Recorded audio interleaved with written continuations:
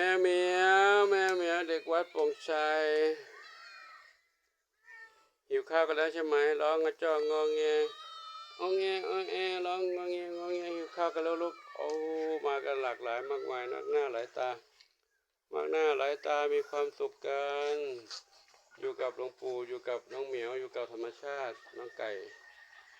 วันนี้เข้ามารอในบ้านกันหมดแล้วรอกันในบ้านหมดแล้วเนาะอ๋อใหญ่อะไรลูกฮะอะไรลูกแม่หนูไม่มีแม่เหรอหนูไม่มีแม่หนูอยู่กับหลวงปู่จ้าเรียกหลวงปู่เป็นแม่แล้วเรียกหลวงปู่เป็นแม่ห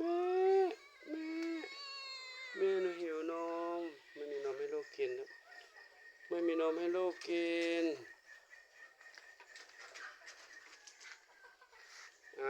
ใครอยู่บนนั้นลงมาแล้วใครเห็นก้นแบบๆกำลังลงมาแล้วลงได้ป่ะแพนด้าลงข้างไหนเขาไม่ลงแต่น้องเหมียวรออยู่กันนี้นะ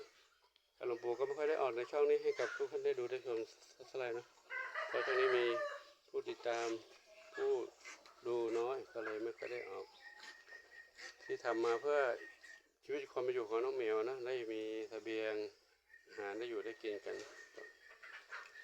ตอนนี้ช่องนี้ยังมีคนติดตามไหมน้อยอยู่ไม่ถึง400เลยนะครับถึงต้องให้มียอดติดตามถึง1,000ขึ้นไปแล้วก็ผู้ยอดผู้ดูต้อง4,000 ชั่วโมงถึงจะเปิดสร้างรายได้นะแต่ช่วงนี้ยังสร้างไม่ได้ก็ดูไปก่อนขอฝากทุกคนทุกท่านได้รับรู้รับชมด้วยนะว่าช่องนี้เป็นช่องน้องเหมียวที่หลวงปู่จะทำขึ้นมานะช่องดูดีสุขใจ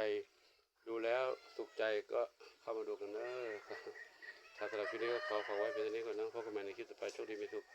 ทุกกันทุกคนทุกท่านสาธุ